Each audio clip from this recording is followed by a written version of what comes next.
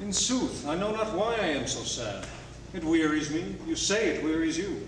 But how I caught it, found it, or came by it, what stuff 'tis made of, whereof it is born, I am to learn. And such a want with sadness makes of me that I have much ado to know myself. Ah, your mind is tossing on the ocean.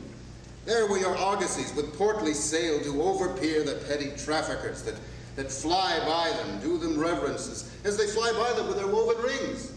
Believe me, sir, had I such venture forth, the better part of my affections would be with my hopes abroad. I should be still plucking the grass to know where sits the wind, peering in maps for ports and piers and roads, and every object that might make me fear misfortune to my ventures, out of that would make me sad. My wind, cooling my broth, would blow me to a fever when I thought what harm a wind too great might do at sea. I should not see the sandy hourglass run, but I should think of shallows and of flats, and see my wealthy vessel docked in sand. Should I go to church and not see the holy edifice of stone, and think me straight of dangerous rocks, which, touching but my gentle vessel's side, would scatter all her spices on the stream, and robe the roaring waters with my silks, and in a word, but even now worth this, and now worth nothing. I know Antonio is sad to think upon his merchandise. Believe me, no. I thank my fortune for it. My ventures are not in one vessel trusted, nor to one place. Therefore my merchandise makes me not sad. Why then you are in love. Fie! Not in love neither? Then let us say you are sad, because you are not married. And 'twere as easy for you to laugh and leap and say you are married, because you are not sad. Here comes Bassano and Lorenzo. Fare you well. You're leaving now with better company. I would have stayed till I had made you merry if worthier friends had not prevented. Work is very dear now. Good morrow, my good lords, good senors both. When shall we laugh? Say when. You grow exceeding strange, must it be so? We'll make our leisures to wait upon you. My lord Bassanio, since you have found Antonio, we too will leave you. For I pray you have in mind at supper time when we must meet. I will not fail you. You look not well, Senor Antonio. You have too much respect upon the world. And lose it that you buy it with much care. Believe me, you are marvelously changed. I hold the world but as the world, Graziano. A stage where every man must play a part, and mine a sad one. Let me play the fool. With mirth and laughter let old wrinkles come, and let my liver rather heat with wine than my heart cool with mortifying groans. Why should a man, whose blood is warm within, sit like his grandsire cut in alabaster? I tell you what, Antonio, I love thee. 'Tis my love that speaks. There are a sort of men whose visages do cream and mantle like a standing pond, and do a wilful stillness entertain with purpose to be dressed in the opinion of wisdom, gravity, profound conceit, as who should say, I am Sir Oracle, and when I open my lips, let no dog bark. Oh, my Antonio, I do know of these that therefore are only reputed wise for saying nothing, when I am very sure that if they should speak, they would almost damn those ears which hearing them would call their own brothers fools. I'll tell thee more of this another time. Come, good Lorenzo, thank you otherwise. I'll end my exhortation after dinner. We will leave you then till dinner time. I must be one of these same dumb wise men, for Graziano never lets me speak. Well, keep me company but 2 years more. Thou shalt not know the sound of thine own tongue. Very well. Is that anything? Graziano speaks an infinite deal of nothing, more than any man in all Venice. His reasons are as 2 grains of wheat hid in 2 bushels of chaff. You shall seek all day ere you find them, and when you have them, they're not worth the search. Well, tell me, what lady is the saint to whom you swore a secret pilgrimage that you today promised to tell me of? It's not unknown to you, Antonio, how much I have disabled mine estate by something showing a more lavish style than my faint means would grant continuance. To you, Antonio, I owe most in money and in love. And by your love, I have a warranty to unburden all my plots and purposes, how to get clear of all the debts I owe. I pray you, good Bassanio, let me know it. And if it stand as you yourself still do within the eye of honor, be assured my person, my extremest means lie all unlocked to your occasions.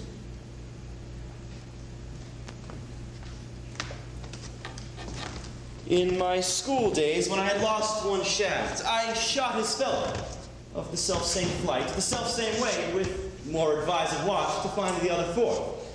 And by adventuring both, I oft found both.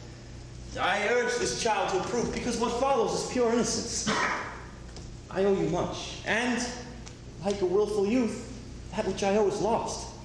But if you please to shoot another arrow that same way that you did shoot the first, I do not doubt that I will watch the aim and find out both.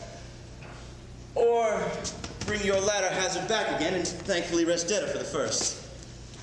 You know me well, and herein spend but time to wind about my love with circumstance, and out of doubt, you do me now more wrong in questioning my uttermost than if you had made waste of all I have. Therefore, but say to me what I should do.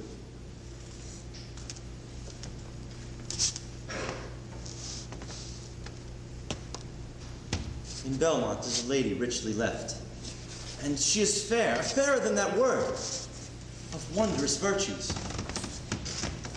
Sometimes from her eyes I receive fair speechless messages. Her name is Portia, nothing undervalued to Cato's daughter, Brutus Portia. Nor is the wide world ignorant of her worth, for the four winds blow in from every coast, renowned suitors.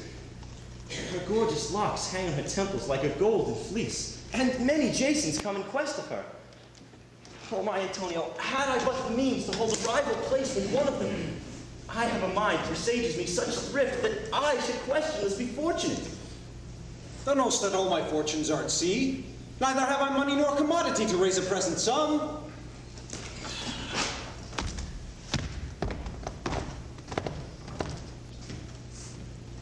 Therefore go forth. Try what my credit can in Venice do to furnish thee to Belmont, to fair Portia. Go, presently inquire, and so will I where money is. And I no question make to have it of my trust or for my sake. Okay.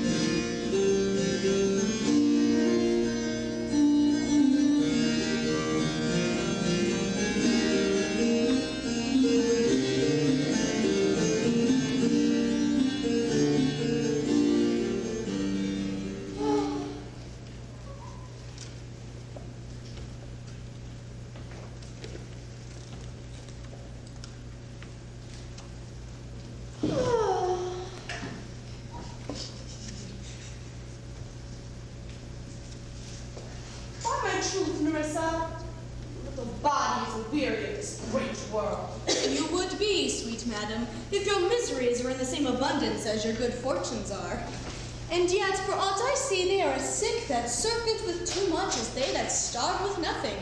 It is no mean happiness, therefore, to be seated in the mean. Good sentences and well pronounced. They would be better if well followed. Well, if to do worthy, yes, you know what we're good to do. Chapels and the churches, and poor men's cottages, princes' palaces. It is as good as God that follows his own instruction.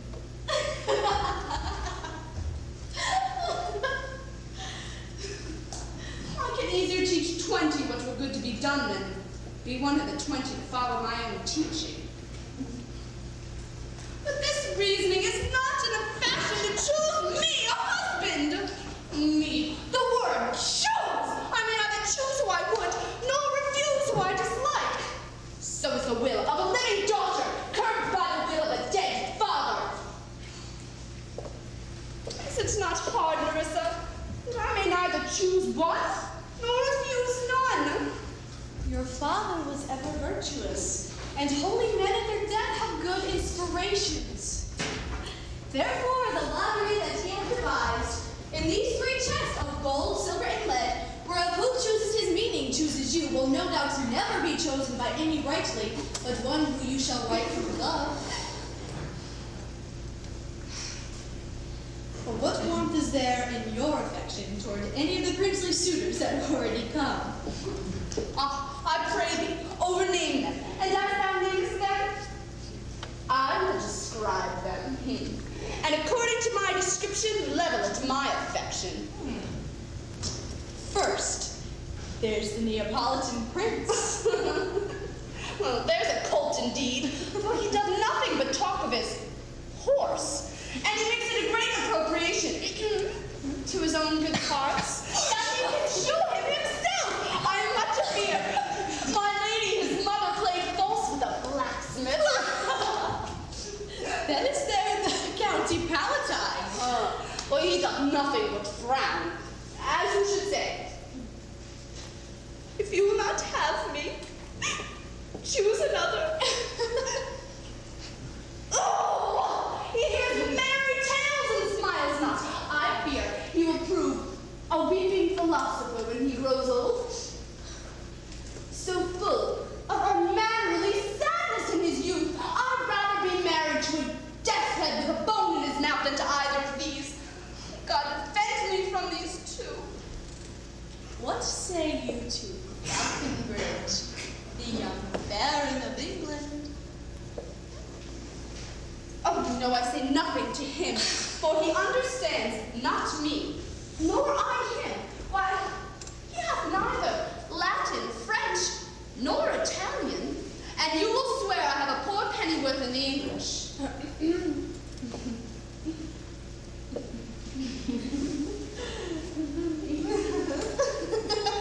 Oh, but he is a proper man's picture.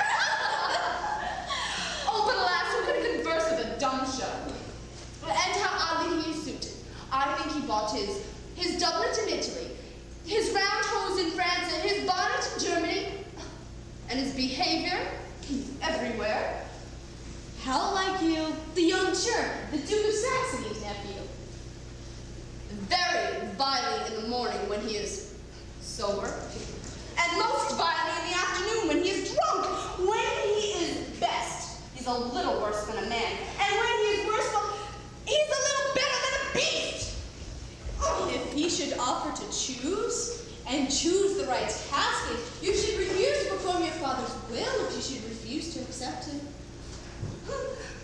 Therefore, for fear of the worst, I pray thee, set a deep glass of Rhenish wine on the contrary casket. For if the devil be within and that temptation without, I know he will choose it. Oh, I will do anything, Nerissa, ere will I be married to a sponge. You need not fear, lady, having any of these lords. They have acquainted me with their determinations, which is indeed to return to their home and to trouble you with no more suit, unless you can be won by some other sort than your father's imposition, depending on the caskets. Oh,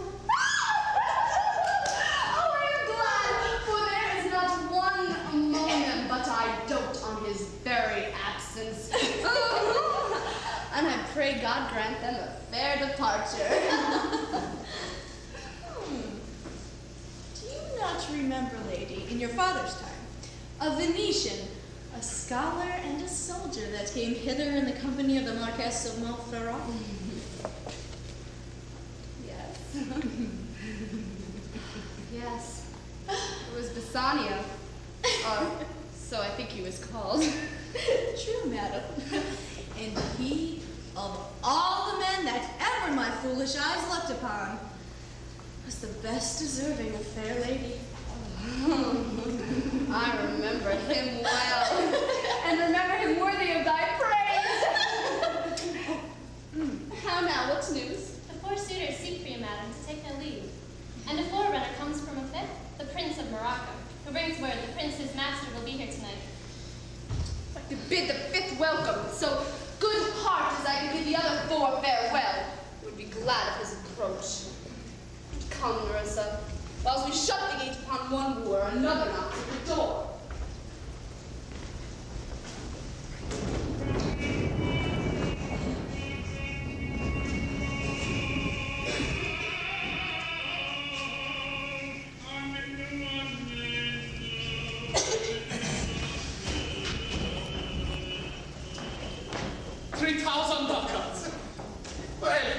Aye, sir, for 3 months.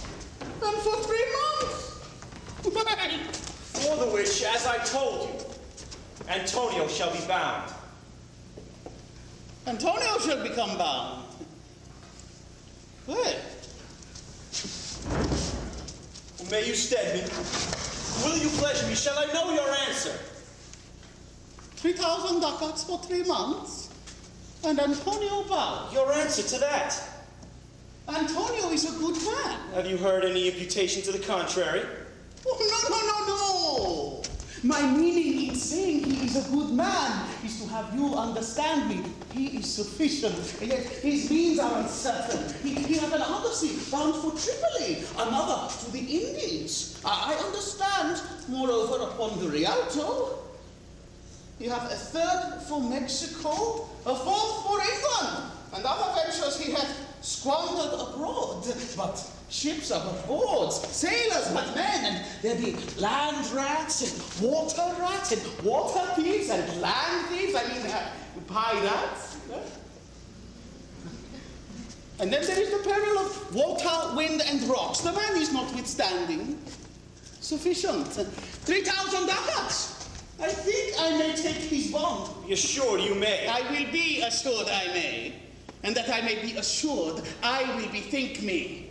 May I speak with Antonio? If it please you to dine with us. Yes, to smell pork, to eat of the habitation which your prophet the Nazarite conjured the devil into. I will buy with you, sell with you, walk with you, talk with you, and so following.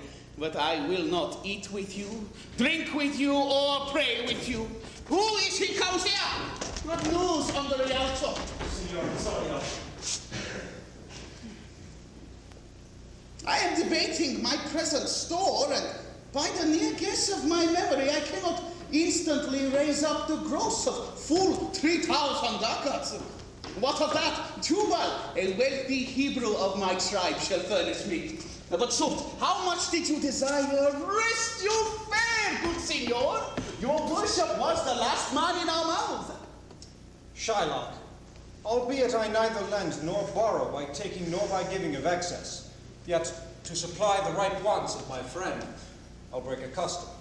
Is he yet possessed how much you need? Aye, 3,000 ducats. And for 3 months. For 3 months?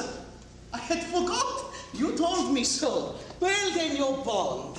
But let me see the rate. Here. Methought you said you neither lend nor borrow upon advantage. I do never use it. When Jacob graced his uncle Laban's sheep, this Jacob from our holy Abram was, as his wise mother wrote in his behalf, the third possessor. He was the third. And what of him? Did he take interest? No, not take interest, not as you would say directly, interest. Mark what Jacob did. When Laban and himself were compromised, that all the lambs that were streaked and pied should fall as Jacob's hire, the ewes, being rank in the end of autumn, turned to the rams. And when the work of generation was between the woolly breeders in the act, the skillful shepherd peeled me certain wands, and in the doing of the deed of kind, stuck them up before the fulsome ewes, who then conceiving, did in eating time fall party-colored lambs, and those were Jacob's. This was a way to thrive, and he was blessed, and thrift be a blessing, if men steal not. This was a venture, sir, that Jacob served for. A thing not in his power to bring to pass, but swayed and fashioned by the hand of heaven.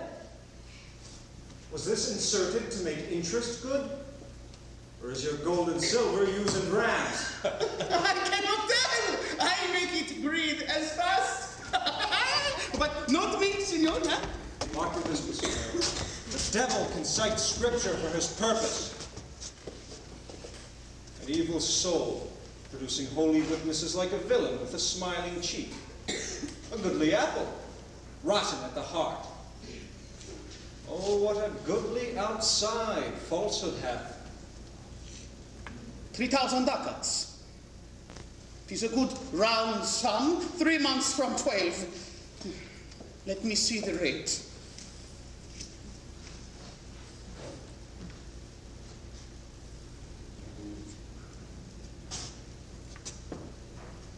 Well, Shylock, shall we be beholding to you? Signor Antonio, many a time, and oft in the Rialto, you have rated me for my monies and my usances. Still, I have borne it with a patient shrug, for sufferance is the badge of all our tribe. You call me misbeliever, cutthroat dog, and spit upon my Jewish gabardine, and all for use of that which is mine own. Well, it now appears you need my help. Go to, then. You come to me and you say, Shylock, we would have monies. You say this. You let it void your room upon my beard and foot me as you spurn a stranger cur over your threshold. Monies is your suit.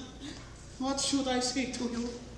Should I not say, have the dog monies? Is it possible a cur can lend 3,000 ducats? Or shall I bend low and in a bondsman's key with bated breath and whispering humbleness say this?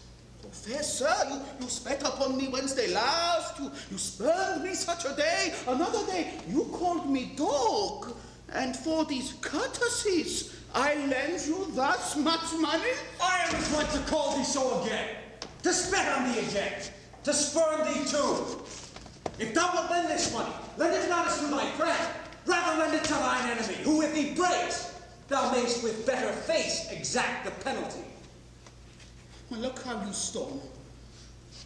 I would be friends with you and have your love. Forget the shames you have stained me with. Supply your present wants and take no doit of usance for my monies. And you'll not hear me. This is kind I offer. This what kind? This kindness will I show. Go with me to a notary. Seal me there your single bond.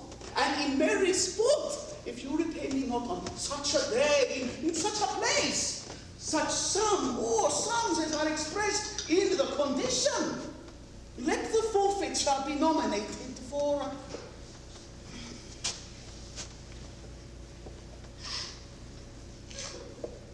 an equal pound of your fair flesh to be cut off in what part of your body pleaseth me. Contented faith I'll seal to such a bond, and say there is much kindness in the Jew. You shall not seal to such a bond for me. I'd rather dwell in my necessity. I fear not, man, I shall not forfeit it. Within these 2 months, that's 1 month before this bond expires, I do expect a return of thrice 3 times the value of this bond. Oh, Father Abram, what these Christians are, whose own hard dealings teaches them suspect the thoughts of others. Pray you, tell me this. If he should break his day, what should I gain by the exaction of the forfeiture?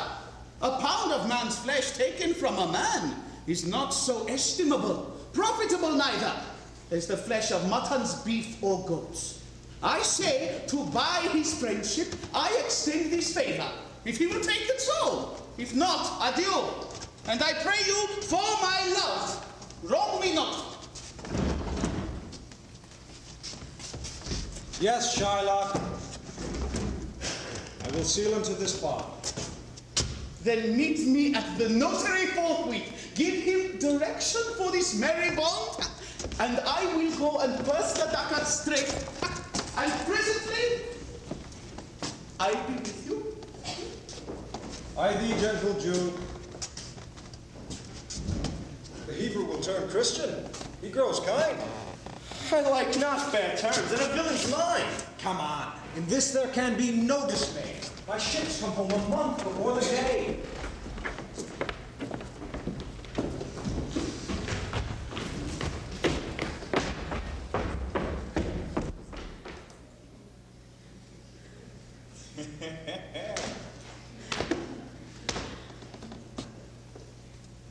Certainly my conscience will serve me to run from this Jew, my master. The fiend is at mine elbow and tempts me, saying to me, Gobble, Lancelot, gobble. Good Lancelot, gobble. Use your legs, take the start, run away! Well, my conscience says to me, No, take heed, honest Lancelot. Take heed, honest Gobbo. Do not run. Squadron with thy heels. Well, the most courageous fiend bids me back. Fear, says the fiend. Away, says the fiend. For the heavens, rouse up a brave mind and run, says the fiend. Well, my conscience hanging about the neck of my heart says very wisely to me, my honest friend Lancelot, being an honest man's son, or rather, being an honest woman's son, for indeed my father did something smack. Something grow too. Well, my conscience says, Lancelot, budge not! Budge, says the fiend. Budge not, says my conscience. Budge, says the fiend. Budge not, says my conscience. Conscience, say I, you counsel well. Fiend, say I, you counsel well. Woo.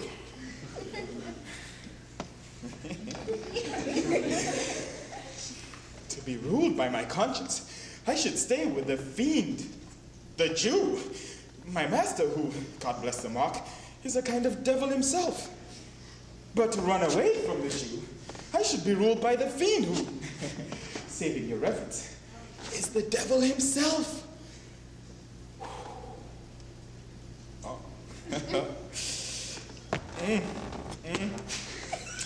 No? The fiend gives a more friendly counsel. I will run, fiend. My heels are at your commandment. I will run. Nasty young man! You! I pray you, which is the way to Master Jews? Oh heavens! This is my true begotten mother who, being blind, knows me not. I will try confusions with her. Master young gentleman, I pray you, which is the way to Master Jews? Turn up on your right hand at the next turning. But at the next turning of all, on your left. Marry, at the very next turning, turn of no hand, but turn down indirectly to the Jew's house. Be God's son, please. 'Twill be a hard way to hit. Can you tell me about the young Lancelot? Dwells with him or no? Talk you now of young Master Lancelot. Mark me now. Now I will raise the waters. Talk you now of young Master Lancelot. No master, sir, but a poor woman's son. His mother, though I say it, is an honest, exceeding poor woman. But I pray you, old woman, talk you now of young Master Lancelot. Lancelot! Ain't pleased your mastership. Well, talk not of young Master Lancelot, for the young gentleman, according to fates and destinies, is indeed deceased. Or, as you say in plain terms, gone to heaven. No, God forbid! The boy was the very staff of my age. I'm very proud. Do I look like a cudgel or a hoverpost? A staff or a prop? Do you not know me, mother? Alack the day, I know you not, young gentleman. But I pray you tell me, is my boy, God rest his soul,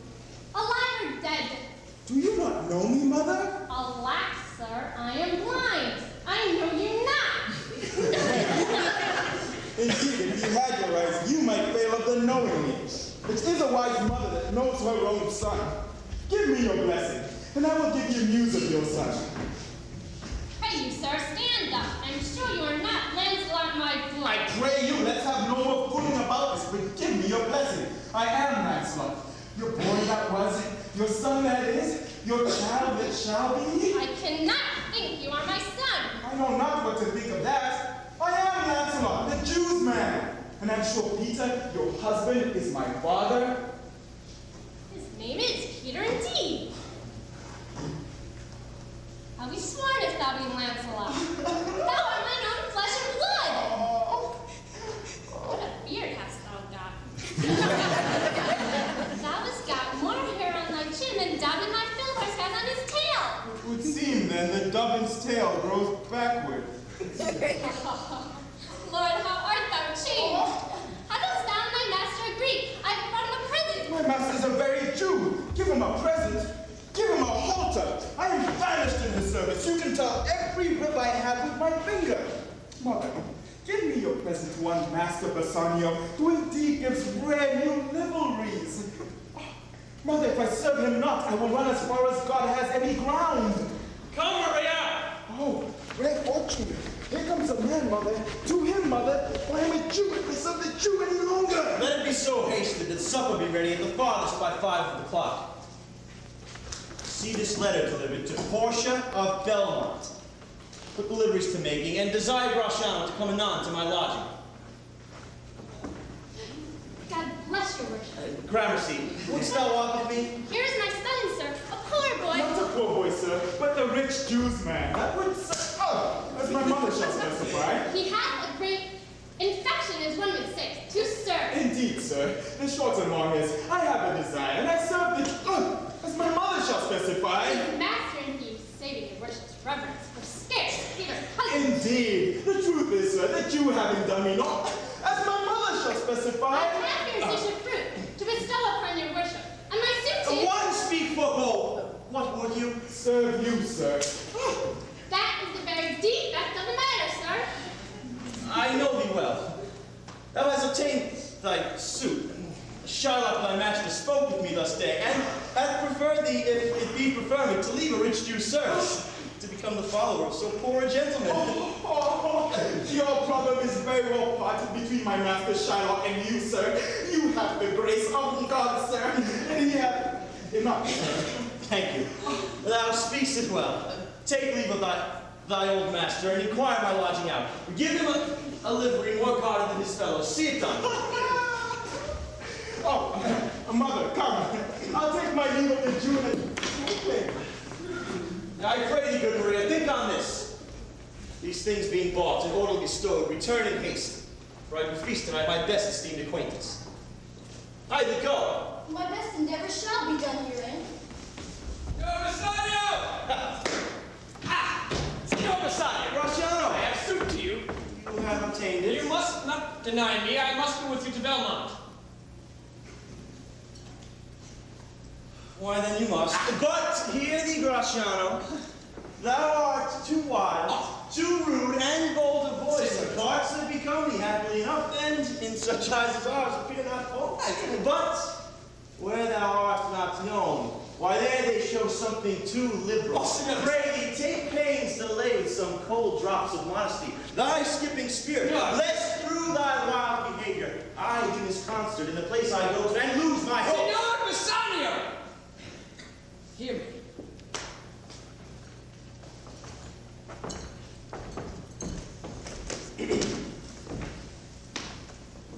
If I do not put on a sober hat, talk with respect, and swear, but now and then, wear prayer books in my pocket, look demurely, nemo, all grace the same, hood mine eyes thus with my hat, and sigh and say, Amen.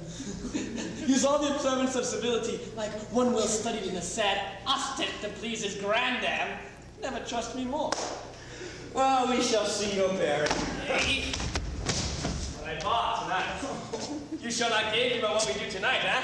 No, that were pity. I would entreat you rather to put on your boldest suit of mirth, for we have friends that purpose merriment. But fare you well, I have some business. And I must to Lorenzo and the rest, but we'll visit you at supper time.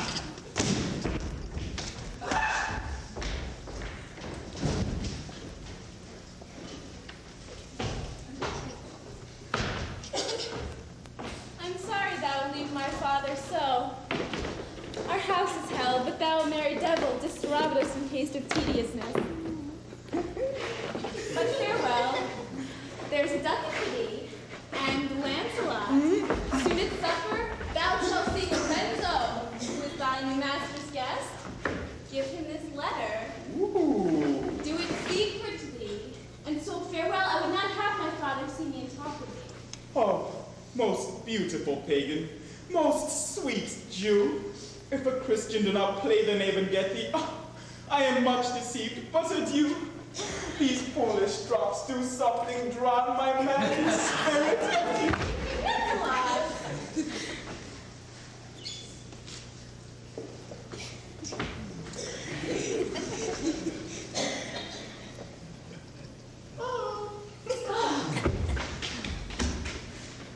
Farewell, good Lancelot.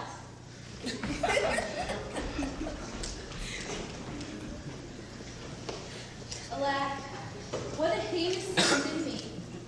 To be ashamed to be my father's child?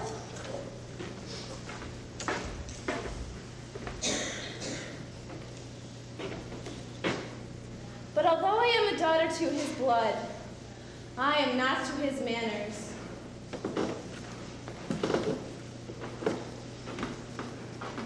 Oh, Lorenzo, if thou keep promise, I shall end this strife, become a Christian, and thy loving wife.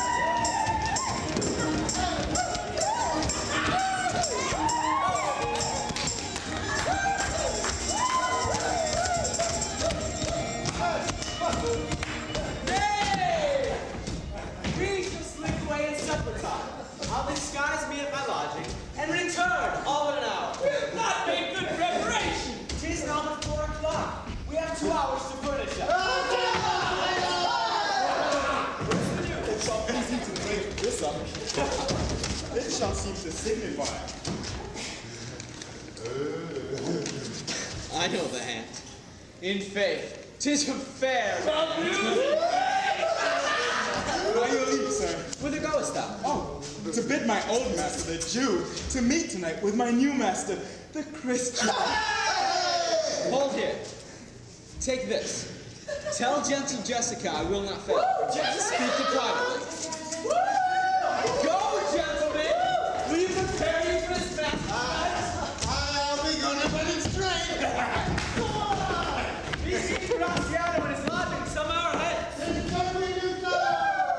What is not that letter from there? Jessica! I must needs tell thee all. She hath directed how I should take her from the father's house. What gold and jewels she is furnished with. If bear the Jew her father shall come to heaven, it shall be for his gentle daughter's sake. Come, go with me. Peruse this as thou goest.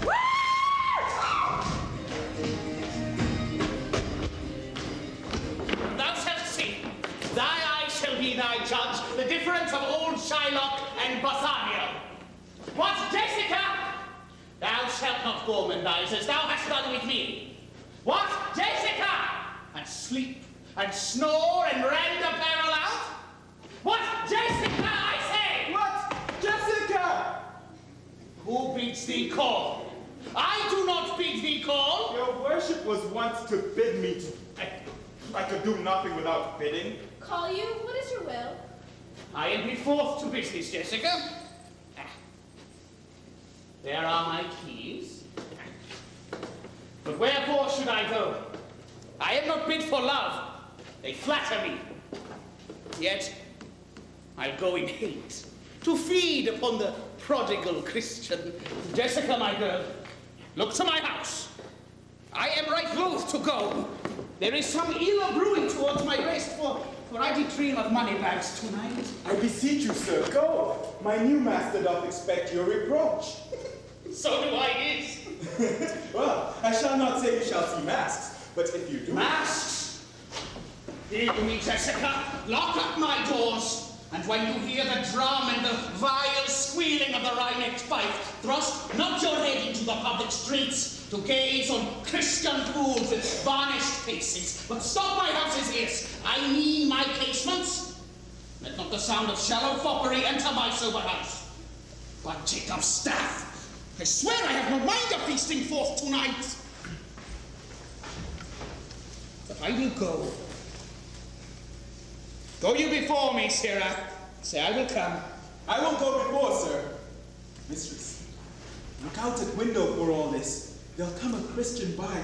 Might be worth a Jewess eye. What says that fool of Hagar's offspring? Good for farewell, mistress, nothing else. The patch is kind enough, but a huge feeder. Snail slow in profit, and he sleeps by day more than the wild cat. Drones hide not with me. Therefore I part with him. Part with him to one that I would have him help to waste his borrowed purse. Well, Jessica, go in. Do as I bid you. Shut the doors after you. Fast bind, fast find. The proverb never stayed in thrifty mind.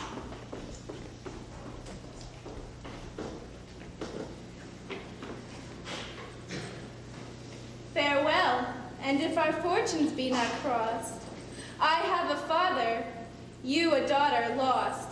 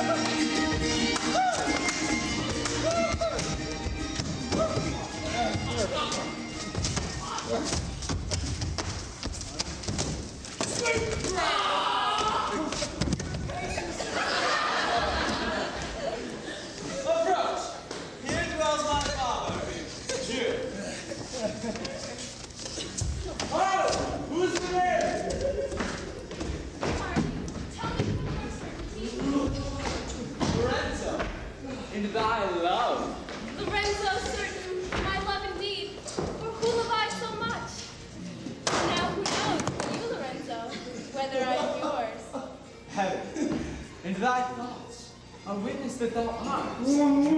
I'm glad 'tis night and hell upon me, for I am much ashamed of my exchange. But love is blind and lovers cannot see the pretty folly themselves commit. Now come at once, for the closed night doth play the runaway, and we are stayed for Bassanio's feast. I'll make fast the door, gild myself with some more justice to be with you straight. My hood, a gentle and no Jew. Beshrew me, but I love her heartily. Oh! For she is wise if I can judge of her. And fair she is, if mine eyes be take true she is. Hath she proved herself, and therefore, like herself, wise, fair, and true. What, are you come? On, gentlemen, away! Our master makes must you stay.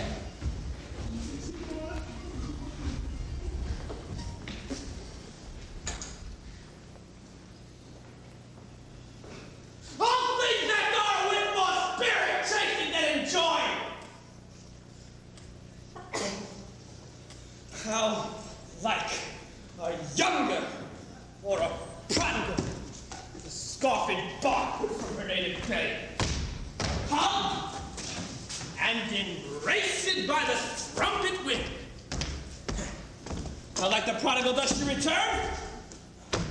With oval-weathered ribs and ragged sails, lean, right, and beggared by the strumpet wind. Graziano! Graziano! Who's there? Senor Antonio? Fie, Graziano. Where are all the rest? No mass tonight. The wind has come about. Bassanio presently will go aboard. I've sent 20 out to seek for you. Oh, I am glad on it. I desire no more delight than to be on the sail and gone tonight.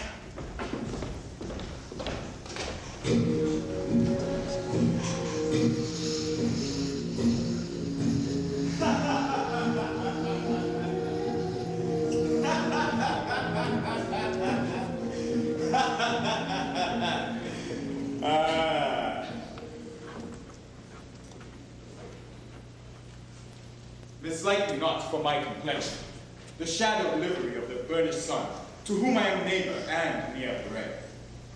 Bring forth the fairest creature north was born, where Phoebus' fire scarce pours the icicles, and let us make an incision for your love, to prove whose blood is reddest, his or mine. I tell thee, lady, this aspect of mine hath feared the valiant. Yet by my love, I swear, the best regarded virgins of our time have loved it too. I would not change this hue, except to steal your thoughts, my gentle queen. In terms of choice, I am not solely led by nice direction of maiden's eyes. And if my father had not scanted me, and hedged me by his wit to yield myself his wife, who wins me by that means I told you, while yourself, renowned prince, then stood as fair as any comer I have looked on yet for my affection. Even for that, I thank you. Therefore, I pray, lead me to these caskets, to try my fortune. For by this scimitar that slew a Sophie and a Persian prince, I would overstare the sternest eyes that look, outbrave the heart, most daring on this earth, pluck the sucking cubs from the she-bear, yea, mock the lion when he wars for prey to win thee, lady. But, alas, the while, if Hercules and Lycus play at dice, which is the better man? The greater throne may turn by fortune from the weaker hand. And thus may I, blind fortune leading me, miss that which one unworthier may attain, and die with grieving. You must take your chance and either not attempt to choose at all, or swear before you choose if you choose wrong, never to speak to lady afterward in way of marriage, and therefore be advised. No, will not. Come, bring me unto my chance.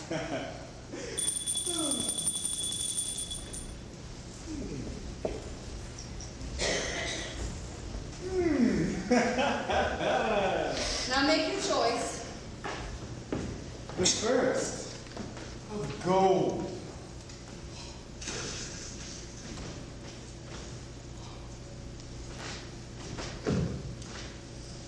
which this inscription bears. Who chooseth me shall get what many men desire. Oh, the second, silver, which this promise carries.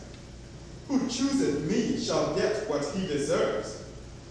Oh, the third, dull lead, with warning all is blunt. Who chooseth me must give and hazard all he hath. How should I know if I choose the right? The one of them contains my picture, Prince. If you choose that, then I am yours withal. Some God direct my judgment then. Let me see. I will survey the inscriptions back again. What says this leaden casket? Who chooseth me must give and hazard all he hath. Must give? For what? For lead? This casket threatens. Men that hazard all do it in hopes of fair advantages. I then give nor hazard aught for lead. Oh. What says the silver with her virgin hue? Who chooseth me shall get as much as he deserves. As much as he deserves, eh? Pause there, Morocco, and weigh thy value with an even hand. If thou beest rated by thy estimation, thou dost deserve enough. And yet enough may not extend so far as to the lady.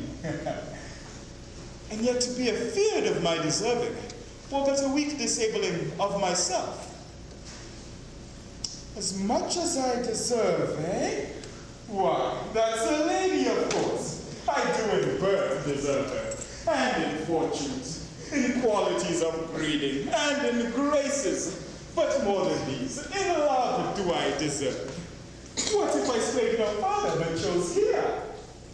Oh, let's see once more this saying engraved in gold. Who chooseth me shall get what many men desire. Why, that's the lady, of course. The whole world desires her. From the four corners of the earth they come to kiss this shrine, this mortal, breathing saint. Oh. One of these three contains her heavenly picture. Is it like the lead contains it? 'Twere damnation to think so base a thought. Or shall I say in silver she's endured? Being 10 times undervalued to try gold. Oh, sinful thought. Never so rich a gem was set in worse than gold. Oh, come, deliver me the key. Here do I choose, and thrive I as I may. There, take it, Prince, and if my form lies there, then I am yours. Oh, now, what have we here? A carrion skull, beside which there is a written scroll. I'll read the writing.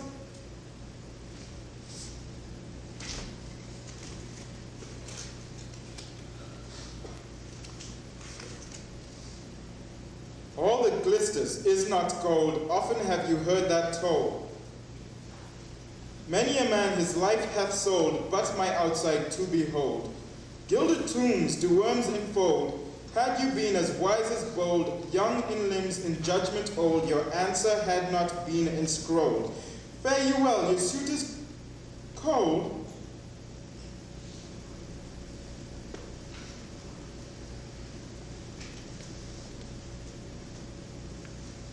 Cold indeed. And labor lost.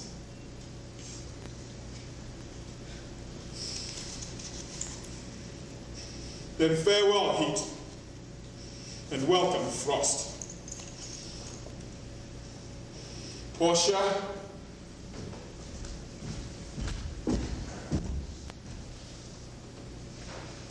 adieu. I have too grieved a heart to take a tedious leave. Thus losers part! Oh! A gentle riddance! Draw the curtain, go! Let all of his come collapse So, quick! I pray thee restore the caskets. The Prince of Aragon has taken his oath and comes to his election presently.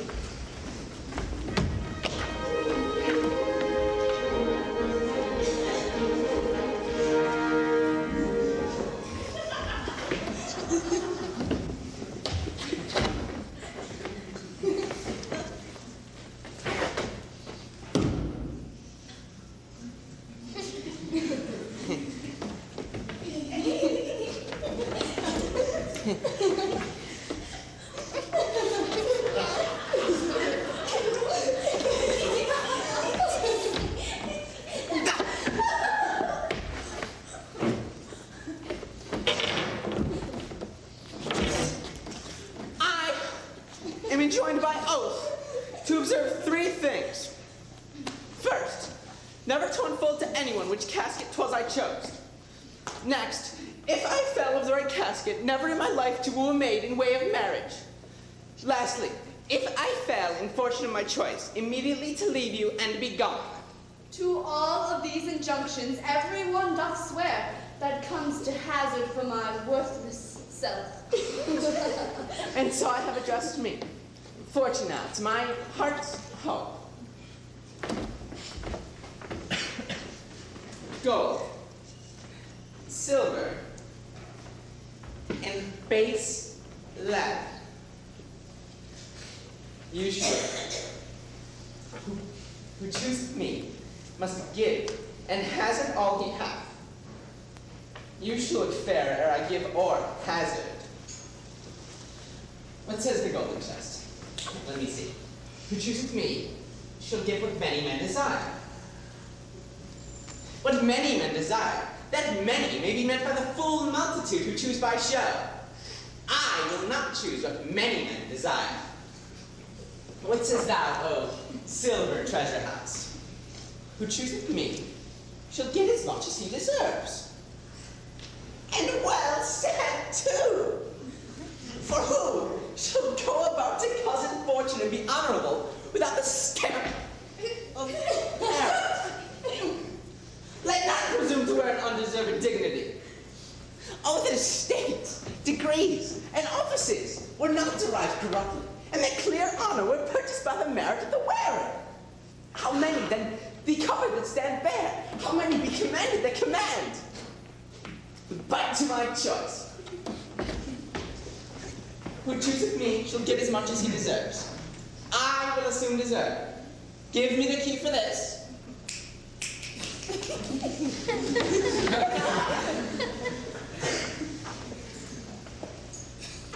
And instantly unlock my fortunes. Here?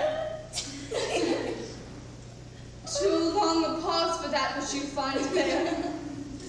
What is here? The portrait of a blinking idiot presenting me as a schedule. I will read it. How much would like a ballad of Portia?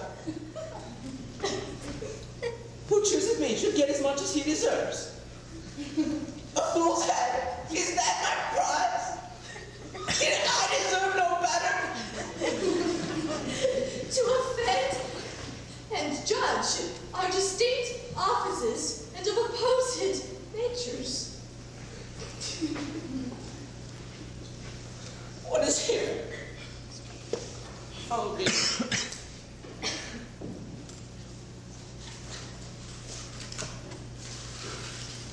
Some there be that shadows kissed, such are but shadows blissed. There be fools alive and whist, silvered o'er, and so is this. Take what wife you will to bed, I will not be your head. So be gone, your sped.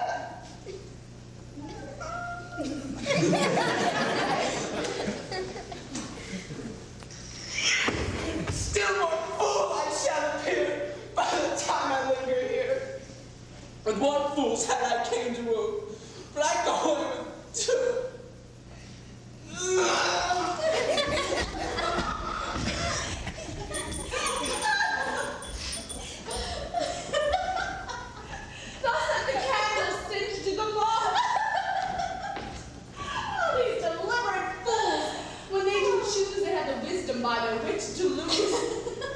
The ancient saying is no heresy. Hanging and wiving goes by destiny. Come, nurse up. Wow! There's a lighted at your gate, a young Venetian, one that comes before to signify the approaching of his lord. Good madam, find my troth. I have never seen so lively an ambassador of love. Oh, indeed, April never came so sweet to show that glorious summer was at hand as this Forcifer that comes before his lord. No more, I pray thee. I am half afeared that will say anon he is some kin to thee. Oh, Bassanio, Lord love, if thy will it be.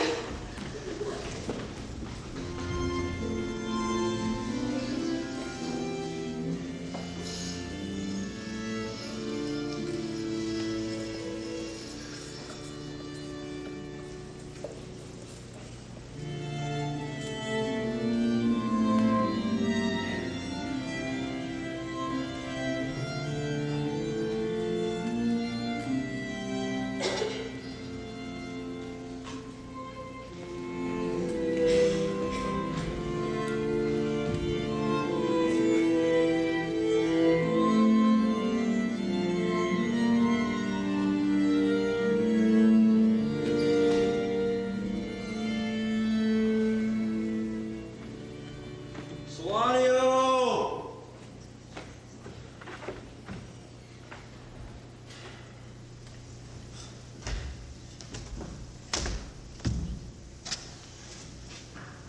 Solanio!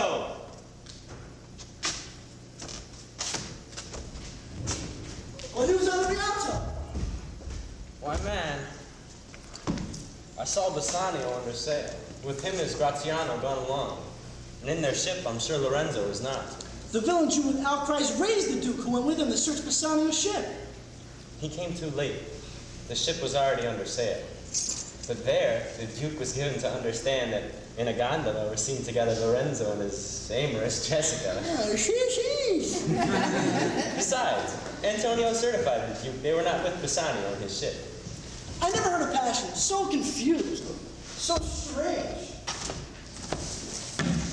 outrageous, and so variable as the dog Jew that uttered in the streets. My daughter! Oh, my ducats! Oh, my daughter! Fled with a Christian! Oh, my Christian ducats!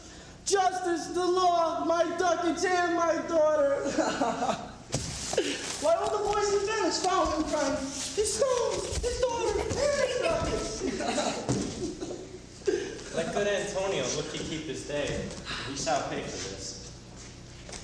I reasoned with a Frenchman yesterday, who told me, in the narrow seas that part the French and English, there miscarried a vessel of our country richly fraught. I thought upon Antonio when he told me, wished in silence were not his. You were best to tell Antonio what you hear. I saw Bassanio and Antonio part. Bassanio told him, "You need some speed in his return." He answered, "Do not so, Bassanio. Hasten not business for my sake, but stay the very reckoning of the time. And as for the Jewish bond which ye hath of me, let it not enter in your mind of love. Be merry, and employ your chiefest thoughts to courtship, and such fair ostents of love as so conveniently become you there." And even there is our being big with tears. Turning his face, he wrung Bassanio's hand until it parted. I think he only owes the world for him. Solario! Solanio! What news on the Rialto? I've heard it rumored that Antonio hath a ship of rich lading wracked on the narrow seas. The Goodwins, I think they call the place. A dangerous flat and fatal, where the carcasses of many a tall ship lie buried. I would it might prove the end of his losses. Let me say I'm in good times, lest the devil cross my prayer. For here he comes, in likeness of a Jew! How now, Shylock? What news among the merchants? You knew. None so well. None so well as you of my godless flight. That's certain. I, for my part, knew the tale that made the wings she flew withal. And Shylock, for his own part, knew the bird was fledged, and is the complexion of them all, to leave the damned. She is damned for it! That's certain if the devil may be her judge. My own flesh and blood to rebel! Out upon it, old carrion. Rebels at these years? I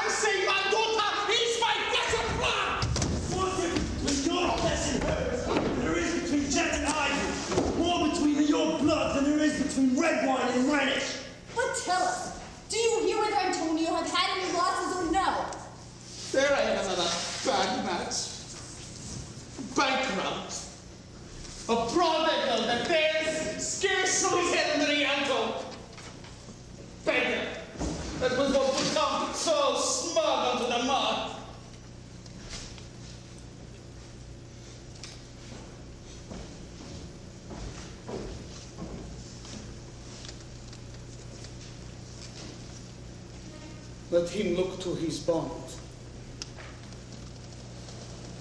He was wont to call me usurer. Let him look to his bond. He was wont to lend money for a Christian cursing. Let him look to his bond. Why, I'm sure if he forfeit, that will not take his flesh. What's that good for? To bait fish withal. If it will feed nothing else, it will feed my revenge. He hath disgraced me and hindered me $500,000. Laughed at my losses, mocked at my gains, scorned my nation, thwarted my bargains, cooled my brains, heated mine enemies, and what's his reason? I am a Jew. Hath not a Jew eyes? Hath not a Jew hands, organs, senses, dimensions, affections, passions, fed with the same food, hurt with the same weapons, subject to the same disease, healed by the same means, warmed and cooled by the same winter and summer as a Christian. If you bring us knowing of me, you tickle us, do we not love? You poison us, do we not die? And if you wrong us, shall we not revenge? If we are like you in the rest, we shall resemble you in that. If a Jew wrong a Christian, what's his humility? Revenge. If a Christian wrong a Jew, what should his sufferance be? By Christian example, why revenge? The villainy you teach me, I will execute, and it shall go hard, but I will better the instruction. Gentlemen, my master Antonio is at his house and desires to speak with you both. Here comes another of the tribe. Oh no, Chuba! What news from Genova? Has they found my daughter? I often came where I did hear of her, but I cannot find her. Why?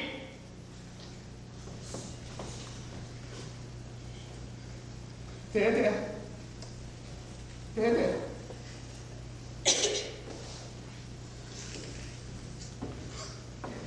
Diamond gone cost me 2,000 ducats in Frankfurt. The curse never fell upon our nation till now. It never fainted till now. 2,000 ducats in that, another precious jewels. Would my daughter were dead at my foot, No, and the stop! jewels in her ear, would she were hers at my foot, and the ducats in her coffin. No news of them I saw. And I know not what's spent in the search. Oh, the loss upon loss. The thief gone with so much and so much to find the thief, and no satisfaction, no revenge. No ill luck stirring but what lights of my shoulders. No sighs but of my breathing. No tears but of my shame. Yes, other men have ill luck too. Antonio, as I heard in Genoa. Ill luck? Hath an argosy cast away coming from Tripoli. Thank God! Thank God! Is it true? Is it true? I spoke with some of the sailors that escaped the wreck. Oh, thank thee, Chuba! Good news! Good news! Heard in Genoa. I heard in Genoa that your daughter spent in one night 80 ducats. Now sticks the dagger in me, Tubal. I shall never see my gold again. 80 ducats at a sitting. 80 ducats. There came several of Antonio's creditors in my company to Venice that swear he cannot choose but break. I'm glad of it. I'll plague him. I'll torture him. I am glad of it. One of them showed me a ring that he had of your daughter for a monkey. It was my turquoise? I had it of Leo when I was a bachelor. I would not have given it for a wilderness of monkeys. But Antonio is certainly undone. Hey, that's true. It's very true. Go, Tubal. Fee me an officer. I will have the heart of him if he forfeit. For were he out of Venice, I could make what merchandise I will. Go, Tubal. Meet me at our synagogue. Go, Tubal! At our synagogue. Tubal.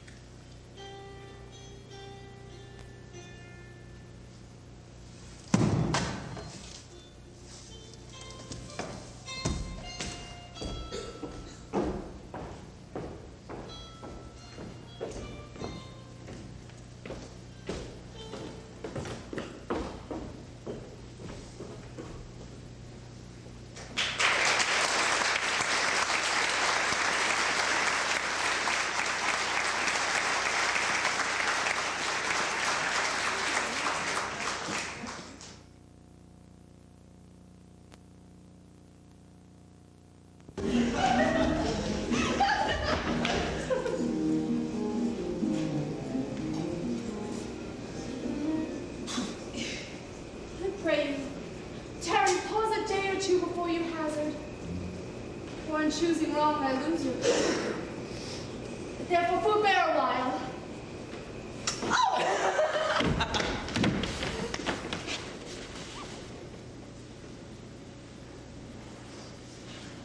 I would detain you here some month or two before you venture for me. I could teach you how to choose right. Then I am forsworn. So will I never be, so may you miss me. But if you do, you make me wish a sin that I had been forsworn. Shrew your eyes, they've overlooked me and divided me. And half of me is yours. The other half yours. My own, I should say, but if mine, then yours, and so all yours. These naughty times put bars between the owners and their rights, and those so yours. Not yours. Speak too long, just to appease the time, to eke it and to draw time length, to stay you from election. Let me choose, for as I am, I live upon the rack. So let me to my fortunes and the caskets. Away then. I am locked in one of them, and if you do love me, you will find me at. Let music sound while he doth make his choice.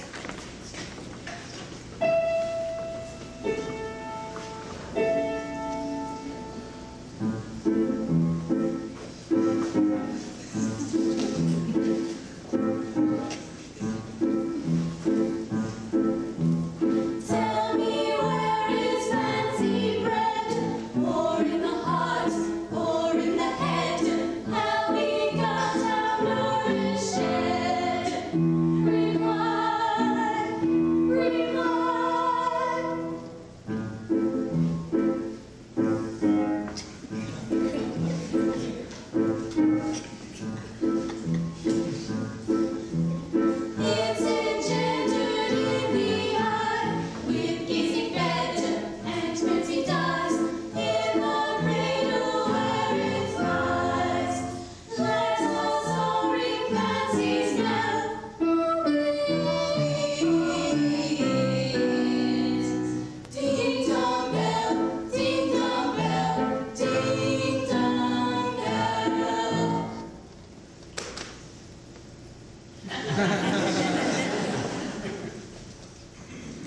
So may the outward shows be least themselves? The world is still deceived with ornament. In law, what plea so tainted and corrupt, but being seasoned with a gracious voice, obscures the show of evil? In religion, what damned error, but some sober brow will bless it and approve it with a text hiding the grossness with fair ornament. There's no vice so simple but assumes some mark of virtue on his outward parts. Thus, ornament is but a guided shore to a most dangerous sea. Beauty is scarf, barely an Indian beauty. In a word, the seeming truth, which coming times puts on to trap the wisest.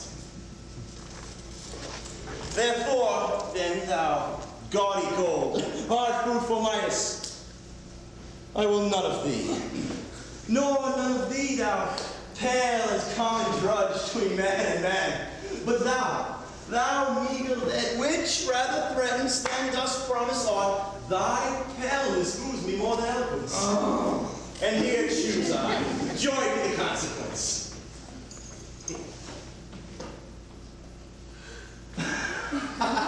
What find I here? Fair Portia's counterfeit.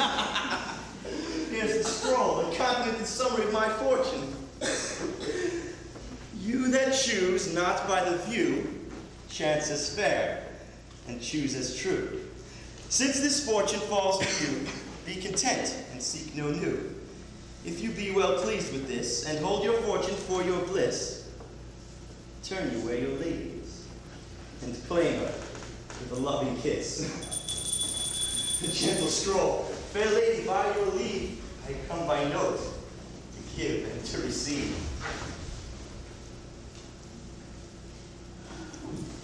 You see me, Lord Bassanio, where I stand such as I am. Yet for myself I would not be ambitious in my wish to wish myself much better. Yet for you I would be treble 20 times myself, 1,000 times more fair, 10,000 times more rich. Not only to stand high in your account I might do virtues, livings, beauties, friends, pursuit accounts. Myself and what is mine to you, and yours is now converted. But now I was the lord of this fair mansion, master o'er my servants, queen o'er myself. Even now, but now, this house, these servants, and this same myself are yours, my lord. I give them with this ring, which when you part from, lose, or give away, let it presage the ruin of our love, and be my vantage to exclaim on you. Madam, you have bereft me of all words. But when this ring parts from this finger, then parts life from hence. Then be bold to say Bassanio is dead. My lord and lady, it is now our time that have stood by and seen our wishes prosper to cry the joy of our lady. Bassanio! And my gentle lady, I wish you all the joy that you can wish, for I am sure you can wish none from me. And when your honors mean to solemnize the bargain with me, I do beseech you, even at that time, I may be married too. With all my heart. So thou canst get a wife. I thank your lordship, you have got me. What? My eyes, my lord, can look as swift as yours. You saw the mistress, I beheld the maid. You loved, I love. For intermission, no more pertains to me, my lord, than you. Your fortune stood upon the caskets there, and so did mine, too, as a matter of course, for wooing you. Until I sweat again, and swearing till my very mouth was dry, with oaths of love. At last, if promised at last, I got an oath of this fair one here, to have her love, provided your fortune achieved her mistress. Is it true, Nerissa?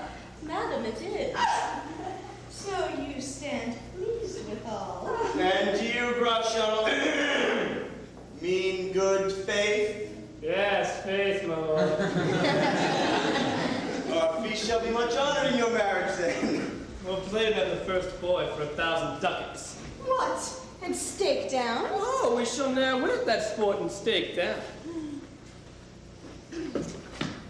Who's here? Lorenzo and Salario, welcome hither. If that the youth of mine who interest here have power to bid you welcome, by your leave, I bid my very friends and countrymen, sweet Portia, welcome. So do I, my lord. They are entirely welcome. I thank your honor. For my part, my lord, my purpose is not to have seen you here. But, meeting with Salario, by the way, he did entreat me past all saying and ending to come with him alone. I did, my lord, and I had reason for it. Signor Antonio commands him to you. Ere I open this letter, I pray you tell me how my good friends are. Not sick, my lord, unless in mind. Nor well, unless in mind. His letter there will show you his estate. Salario! What's the news from Venice? How doth that royal merchant good Antonio? I know he will be glad of our success. We are the Jasons. We have won the fleece. I would you had won the fleece that he hath lost. There are some shrewd contents in yon same paper that steals the color from Bassanio's cheek. What? Some dear friend dead? It's nothing in the world could turn so much the constitution of any constant man. What? Worse and worse? With leave, Bassanio, I am half yourself, and must really have the half of anything the same paper brings you. Oh, sweet Portia, here are a few of the unpleasantest words ever blotted paper. Gentle lady, when I did first impart my love to you, I freely told you all the wealth I had ran in my veins. I was a gentleman, and then I told you true. And yet, dear lady, rating myself at nothing, you shall see how much I was a braggart. When I told you my estate was nothing, I should then have told you that I was worse than nothing. For indeed, I have engaged myself to a dear friend, engaged my friend to his mere enemy, to feed my needs. Here's a letter, lady, the paper, it's the body of my friend. And every word in it, a gaping wound, issuing life blood. But is it true, Salario? Have all his ventures failed? What, not one hit? From Tripoli, from Mexico and England, from Lisbon, Barbary, and India? Not one vessel escaped the dreadful touch of merchant-marring rocks? Not one, my lord. Besides, it should appear that if he had the present money to discharge the Jew, he would not take it. Never did I know a creature that did bear the shape of man, so keen and greedy to confound a man. He plies the Duke at morning and at night, and doth impeach the freedom of the state if they deny him justice. 20 merchants, the Duke himself, and the magnificos of greatest port have all persuaded with him. But none can drive him from his envious plea of forfeiture, of justice, and his bond. When I was with him, I heard him swear to Tubal and Chus, his countrymen, that he would rather have Antonio's flesh than 20 times the value of the sum that he did owe. And I know, my lord, if law, authority, and power deny not, it will go hard before Antonio. Is it your friend that is thus in trouble? Oh, the dearest friend to me, the kindest man, the best conditioned and unwearied spirit of doing courtesies, and one in whom the ancient Roman honor more appears than in any that draw breath in Italy. What sum owes he the Jew? For me, 3,000 ducats. What? No more? Pay him 6,000 and deface the bond. Double 6,000 and treble that. Before a friend of this description shall lose one hair through Bassanio's fault. But first, go with me to church and call me wife. For never shall you lie by Portia's side with an unquiet soul. You shall have gold to pay your petty debts 20 times over, and when it is paid, bring your dear friend along. My maid Marissa and I, meantime, will live as maids and widows. But come, haste away, for you shall hence upon your wedding day. Bid your friends welcome, show a merry cheer. Since you are dear bought, I will love you, dear. But first, let me hear the letter of your friend.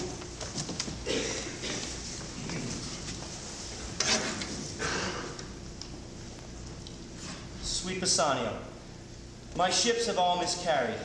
My creditors grow cruel. My estate is very low. My bond to the Jew is forfeit, and since in paying it, it is impossible I should live, all debts between you and I are cleared, if that I might but see you at my death.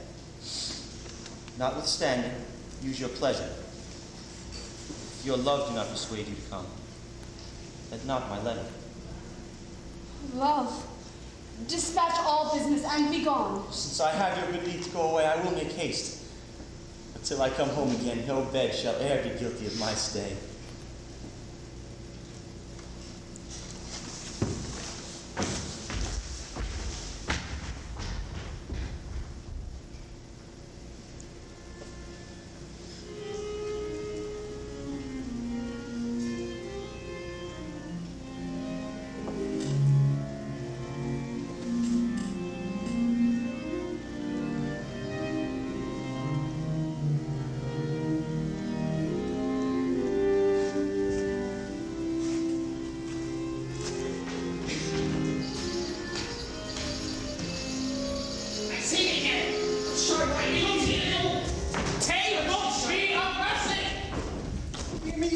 I will have my bond. Speak not against my bond. I have sworn an oath that I will have my bond. Thou didst call me dog before thou hadst a cause. But since I am dog, beware my fangs. The court shall grant me justice. Pray thee, hear me speak. I have my bond.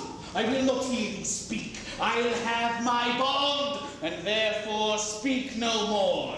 I'll not be made a soft and dull-eyed fool to shake the head, relent, and sigh and yield to Christian intercessor. Follow not! I have no speaking. I will have my bond.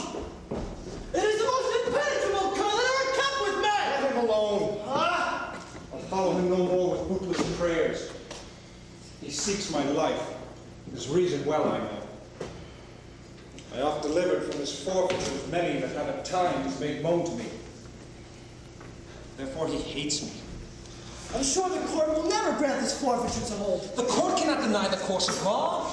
For the commodity that strangers have with us in Venice, if it be denied, will much impeach the justice of the state, since the trade and profit of the city consisteth of all nations. Therefore go. These griefs and losses have so baited me that I shall hardly spare a pound of flesh tomorrow to my bloody creditor. Ancelanio.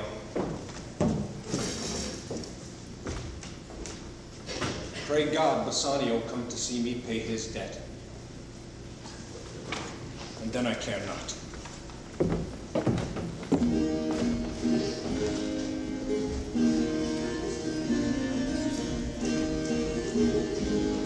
Lorenzo, I commit into your hands the husbandry and manage of my house until my lord's return. For my own part, I toward heaven breathed a secret vow to live in prayer and contemplation, only attended by Nerissa here until her husband and my lord's return. There is a monastery 2 miles off, and there we will abide. I do desire you not to deny this imposition, which my love and some necessity now lays upon me. Madam, with all my heart, I shall obey you in all fair commands.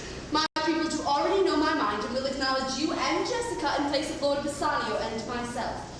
So fare you well until we meet again. May fair thoughts and happy hours attend on you. I wish your ladyship all hearts content. Oh, I thank you for your wish, and am well pleased to wish it back on you. Fare you well, Jessica. Now, Marion.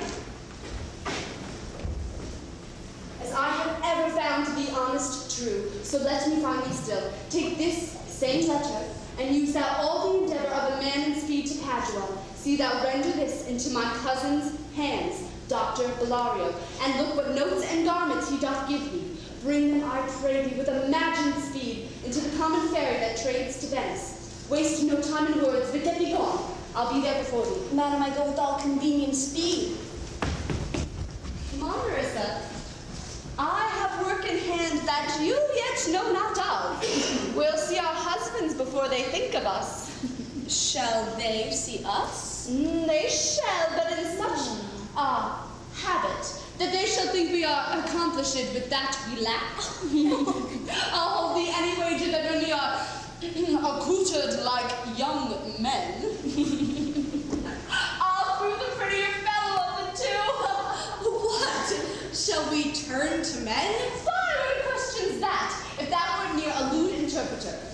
But come, I'll tell you my whole device while we are in my coach, which waits for us at the park gate. Haste away, we must measure 20 miles today.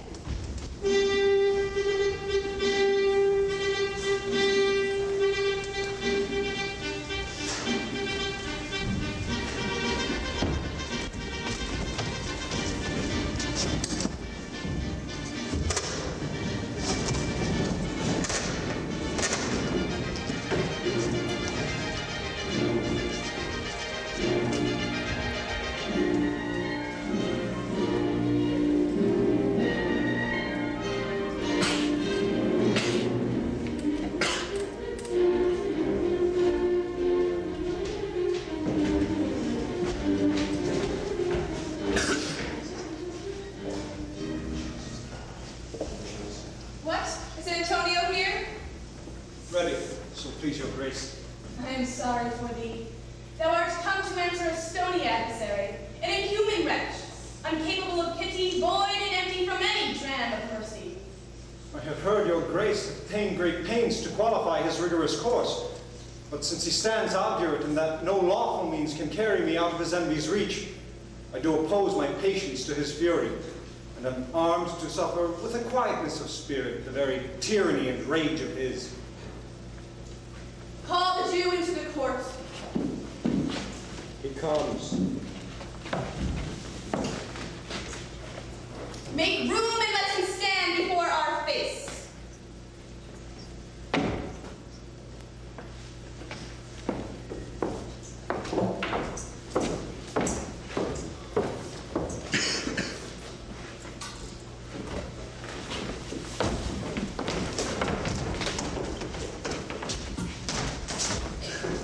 Shylock, the world thinks, and I think so too, that thou but leadst this fashion of thy malice to the last hour of act. And then 'tis thought, thou showest thy mercy and remorse more strange than is thy strange apparent cruelty. For where thou now exacts the penalty, which is a pound of this poor mercy's flesh, thou wilt not only loose the forfeiture, but touched with humane gentleness and love, forgive a moiety of thy principle, glancing an eye of pity upon his losses that have so late huddled upon his back. We all expect a gentle answer, Jew. I have possessed your grace of what I purpose, and by our holy Sabbath, I have sworn to have the due and forfeit of my bond. If you deny me, let the danger light upon your charter and your city's freedom. You'll ask why I rather choose to have a weight of carrion flesh than to receive 3,000 ducats. I'll not answer that, but to say it is my humor. Humor? What? Are you answered? What if my house be troubled with a rat, and I be pleased to give 10,000 ducats to have it paid? Are you answered? So will I give no reason more than a loaded hate and certain loathing I bear Antonio, that I follow thus a losing suit against him. Are you answered? This is no answer, thou unfeeling man. To excuse the current of thy cruelty. I am not bound to please thee with my answers. Do all men kill the things they do not love? Hates any man the thing he would not kill? Every offense is not to hate at first. Ah, wouldst thou have a serpent sting thee twice? I pray you, think you question with the Jew? You may as well go stand upon the beach and bid the main flood bathe its usual height. You may as well use question with the wood, why he hath made the yew leap for the land. You may as well forbid the mountain pines to wag their high tops and make no noise when threatened with the gusts of heaven. You may as well do anything most hard, but seek to soften that in which what's harder? His Jewish heart. Therefore I beseech you, make no more offers. Use no farther means, but with all brief and plain conveniency.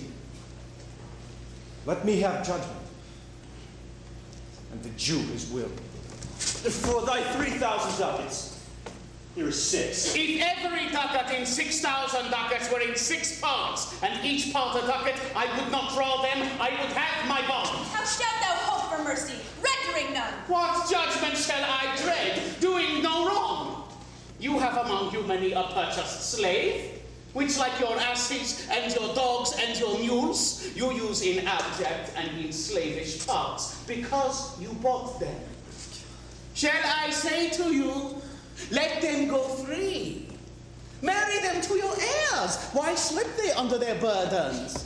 Let their beds be made as soft as yours, and let their palates be seasoned with such morsels. You will answer. The slaves are ours. So do I answer you. The pound of flesh which I demand of him is dearly bought. 'Tis mine, and I will have it. If you deny me, fire upon your law. There is no force in the decrees of Venice. I stand for judgment. Answer! Shall I have it? I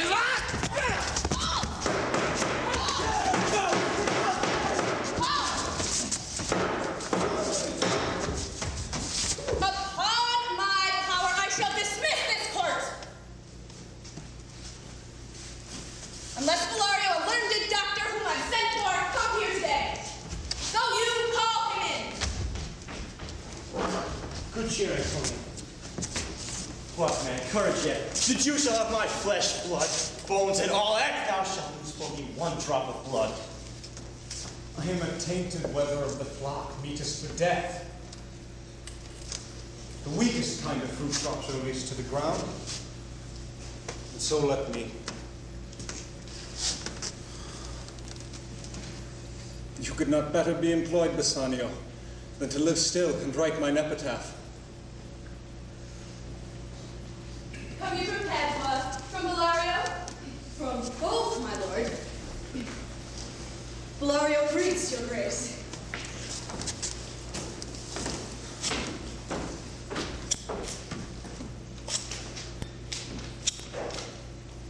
Why dost thou whet thy knife so earnestly? To cut the forfeiture from that bankrupt there. And no prayers pierce thee? No, none that thou hast wit enough to make. Oh, be thou damned, execrable dog, and for thy life let justice be accused. Till thou canst rail the seal from my bond, thou dost but offence thy lungs to speak so loud. Repair thy wit, good youth, or it will fall to cureless ruin. I stand here for the law. This letter doth command a young and learned doctor to our court. Where is he? He attendeth here hard by to know your answer whether you'll admit him. With all my heart. Go, give him courteous conduct to this place. Meantime, the court shall hear Bellario's letter. Your grace shall understand that at the receipt of your letter I am very sick. But in the instant that your messenger came, in loving visitation, was with me a young doctor of Rome. His name is Balthazar. I acquainted him with the cause and controversy between the Jew and Antonio the merchant. We turned o'er many books together. He is furnished with my opinion, which bettered with his own learning comes with him at my importunity to fill up your gracious request in my stead. I beseech you, let his lack of years be no impediment to let him lack a reverend estimation. For I have never known so young a body with so old a head. I leave him to your gracious acceptance, whose trial shall better publish his commendation. You hear with the learned Bellario what he writes. And here I take it as the doctor come. Give me your hand. Come you from old Bellario? I did. You are welcome. Take your place. Are you acquainted with this difference that holds this present question in our courts? I am informed thoroughly of the cause, which is the merchant here and which the Jew. Antonio, Shylock, both stand forth. Is your name Shylock? Shylock is my name. Of a strange nature is the suit you follow. Yet, in such a rule that the Venetian law cannot impugn you as you do proceed. You stand within his danger, do you not? Aye, so he says. Well, do you confess the bond? I do. Then must the Jew be merciful? On what compulsion must I? Tell me that.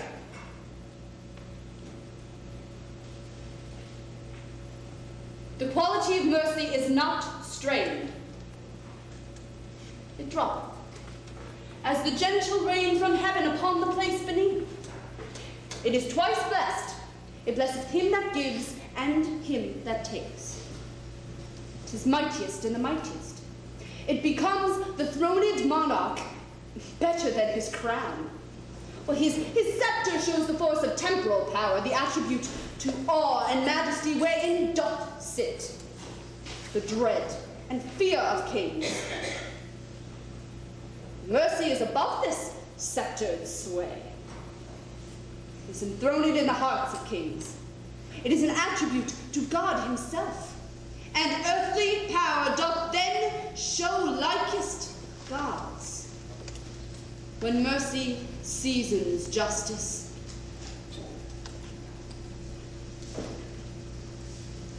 Therefore, Jew, though justice be thy plea, consider this, that in the course of justice, none of us shall see salvation.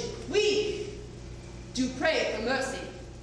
And that same prayer doth teach us all to render the deeds of mercy.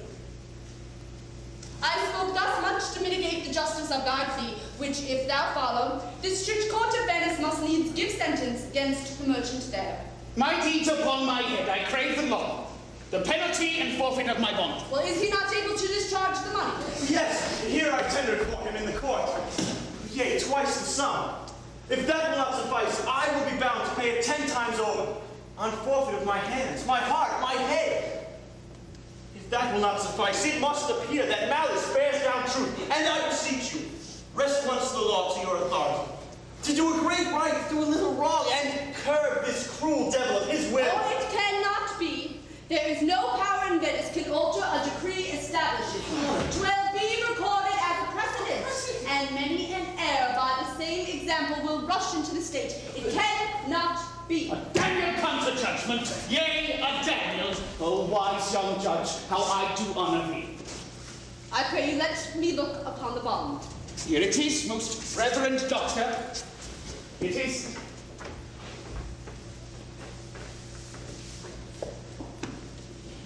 Shylock, there's thrice thy money offered thee. An oath! An oath! I have an oath in heaven! Shall I lay perjury upon my soul? Not for Venice. Why, this bond is forfeit, and lawfully by this the Jew may claim a pound of flesh to be by him cut off nearest the merchant's heart. Be merciful. Take thrice thy money and bid me tear the bond. When it is paid according to the tenor. It doth appear you are a worthy judge. Your exposition hath been most sound. You know the law. I charge you by the law, whereof you are a well-deserving pillar. Proceed to judgment. By my soul, I swear there is no power in the tongue of man to alter me. I stay here on my bond. Most heartily, I do beseech the court to give the judgment. Why then? Thus it is, you must prepare your bosom for his knife. Noble judge, of excellent young man. For the intent and purpose of the law hath full relation to the penalty which here appeareth due upon the bond. 'Tis very true, O wise and upright judge. Therefore lay bare your bosom. Aye, his breast. So says the bond. Doth it not, noble judge? Nearest his heart. Those are the very words. 'Tis so. Are there balance here to weigh the flesh? I have them ready. Have by some surgeon, Shylock, on your charge to stop his wounds, lest he to bleed to death. Is it so nominated in the bond? It is not so expressed. What of that? 'Twere good you do so much for charity. 'Tis not in the bond. You, merchant, have you anything else to say? But little.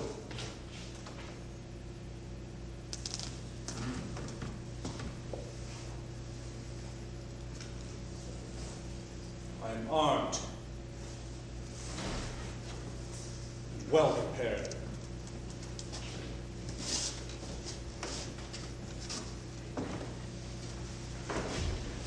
Give me your hand, Bassanio.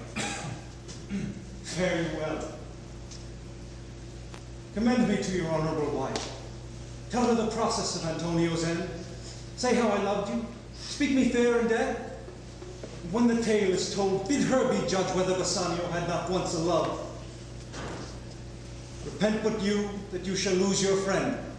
And he repents not, that he pays your debt.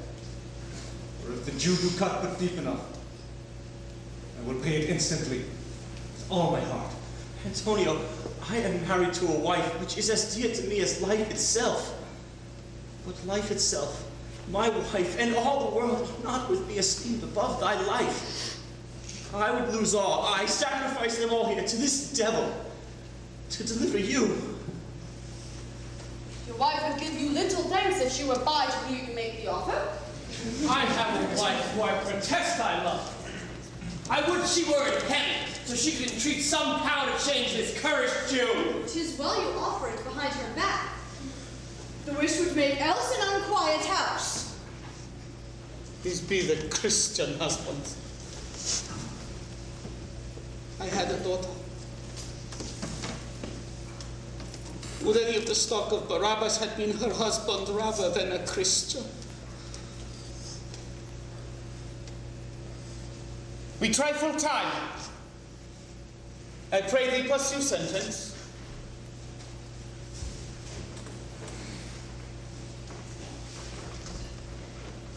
A pound of that same merchant's flesh is thine. The court awards it, and the law doth give it. No, Your Honor. Most rightful judge. And you are to cut this flesh from off his breast. The law allows it, and the court awards it. Glorious judge. Sorry. The sentence. Come. No, Prepare.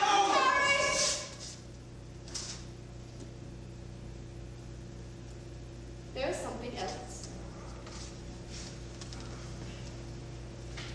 This bond doth give thee no jot of blood. The words expressively are a pound of flesh. Take thy bond, take thy pound of flesh. But in cunning it, if thou dost shed one drop of Christian blood, thy lands and goods are by the laws of Venice confiscate unto the state of Venice. Oh, upright judge. Mock Jew. Oh, learned judge. Respect the law. Thyself shall see the act.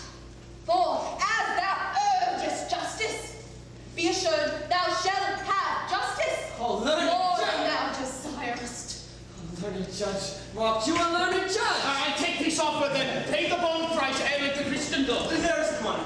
Salt, the Jew shall have all justice. Salt no haste, he shall have only the penalty. Oh, Jew. An upright judge. A learned judge. Therefore, prepare thee to cut off the flesh. Shed thou no blood. Nor cut thou less, nor more than just a pound of flesh. If thou takest more or less than just a pound, be it so much as makes it light or heavy, in the substance or division of the 20th part of one poor scruple. Nay, if the scale doth turn in the estimation of a hair, thou diest, and all thy goods are confiscate. Second Daniel, a Daniel Jew. Why doth the Jew pause? Take thy forfeiture. Give me my principal and let me go. He hath refused it in the open court. Thou shalt have merely justice and thy bond. Shall I not barely have my principal? Thou shalt have only thy forfeiture, to be so taken at thy peril, Jew. The devil give him good of it. I stay no longer question. Tarry, Jew. The law hath yet another hold on you. It is enacted in the laws of Venice that if it be proved against an alien that by direct or indirect attempts he seeks the life of any citizen, the part against which he doth contrive shall seize one half his goods, the other half comes to the privy coffer of the state. And the offender's life lies in the mercy of the court only, against all other voice. In which predicament I say thou standest, for it appears by manifest proceeding that indirectly and directly too thou hast incurred the danger formerly by me described. Down therefore, and beg mercy of the court. Beg that thou mayst have leave to hang thyself. And yet, thy wealth being forfeit to the state, thou hast not left the value of a coin. Therefore thou must be hanged at the state's charge. That thou shalt see the difference of our spirits, I pardon thee thy life before thou ask.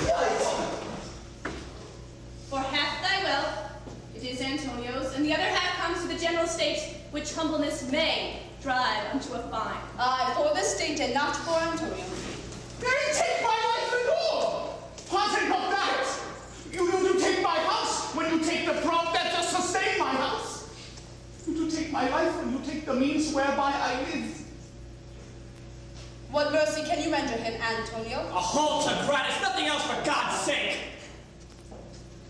So please my lord the judge and all the court, to quit the fine for one half his goods I am content, so that he will let me have the other in use to render it upon his death to that gentleman that lately stole his daughter. 2 things provided more, that for this favor he presently become a Christian. The other, that he do record a gift here in the court of all he dies possessed unto his son Lorenzo and his daughter. You shall do this, or else I do recant the pardon that I late pronounced here. Art thou contented, Jew? What dost thou say?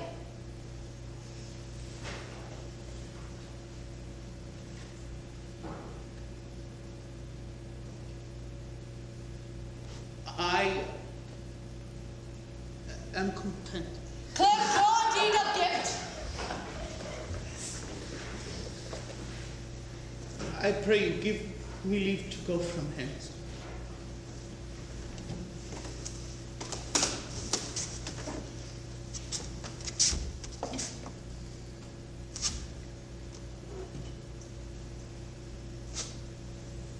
I am not well.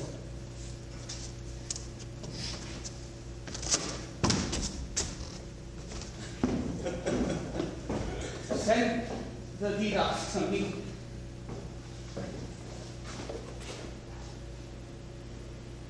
And I will sign it. Get thee gone, but do it.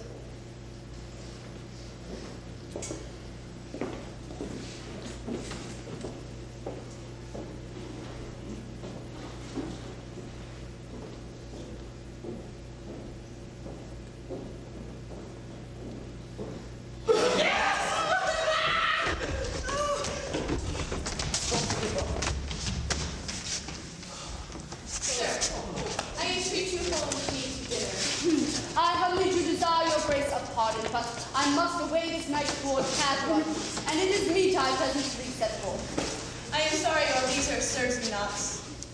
Antonio, gratify this gentleman, for in my mind you are much bound to him. Most worthy gentlemen, I and my friend have, by your wisdom, been this day acquitted of grievous penalties. In lieu whereof 3,000 ducats due unto the Jew, we freely cope your courteous pains withal. And stand indebted over and above in love and service to you evermore. He is well paid that is well satisfied, and I, delivering you, am satisfied. Therein do account myself well paid. My mind was never yet more mercenary. I pray you know me when we meet again. I wish you well, and so I take my leave. Dear sir, of course I must attempt you further.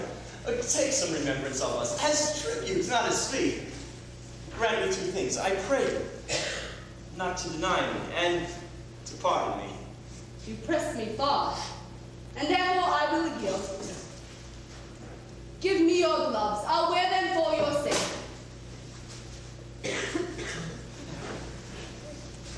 And for your love, I'll take this ring. Do not draw back your hand. I'll take no more, and you in love shall not deny me this. This ring, good sir. Alas, it is a trifle. I will not shame myself to give you this. I'll have nothing else but only this, and now methinks I have a mind to it. Dear sir, this more depends on this than on the value. The dearest ring in Venice will I give you, and find it out by proclamation. Only for this I pray you pardon me.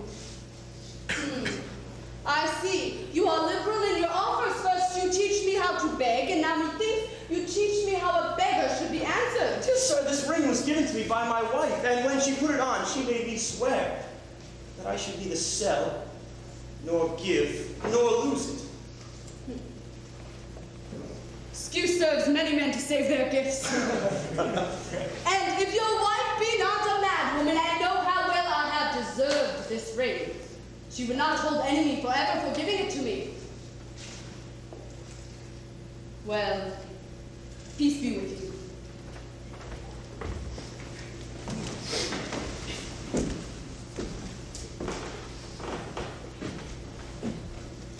My lord, Bassanio, let him have the ring.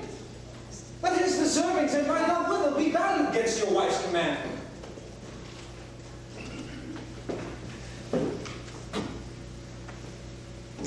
Go, Gratiano. Run and overtake him. Give him the ring. And bring him, if thou canst, unto Antonio's house. Away, make haste. Come.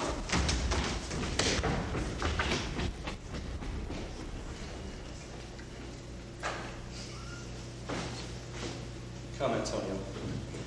You and I will bid the presently, and in the morning, early, will we both fly toward Belmont. Come, Antonio.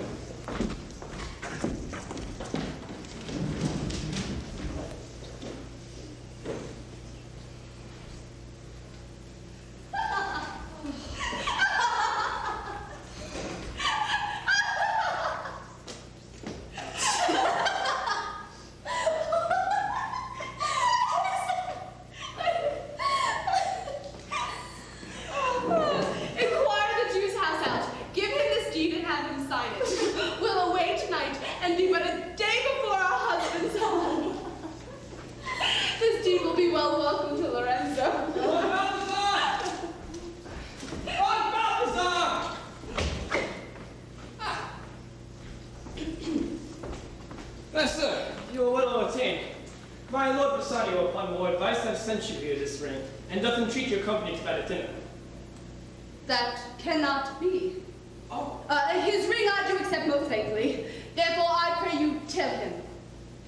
Furthermore, I pray you show my youth to Shylock's house. That I will do. Sir, I would speak with you.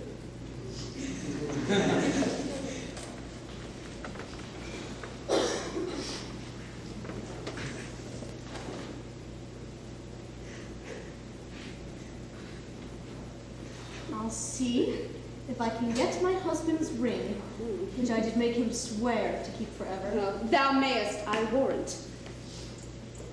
But we'll have old swearing that they did give the rings away to men, but will outface them and outswear them too. Away then, thou knowest where I will tarry. Come, good sir, would you show me to the house?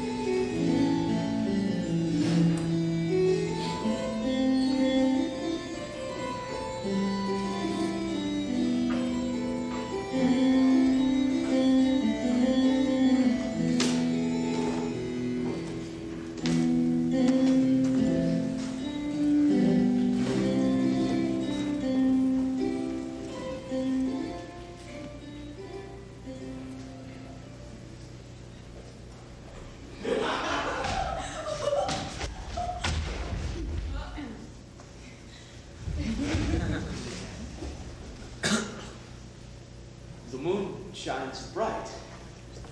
On such a night as this, when the sweet wind did gently kiss the trees, and did make no noise, on such a night, Troilus methinks, did mount the Trojan walls, inside his soul towards the Grecian tents, where Cressid lay that night.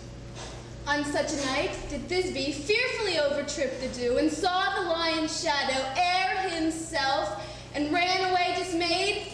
On such a night stood Dido upon the wild sea banks, and wafted her love to come again to Carthage.